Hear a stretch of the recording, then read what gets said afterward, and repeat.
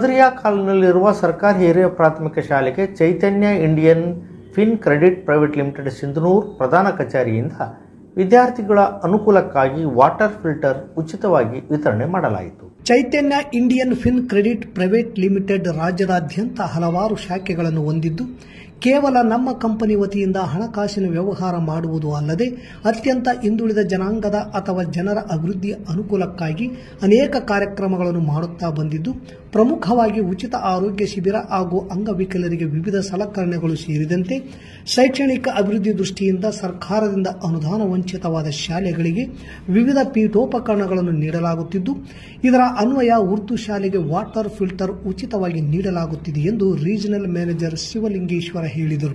ನಂತರ unit manager Manjunath, ಶಾಲೆಯ HM Ghousia Begum ಮಾತನಾಡಿದರು.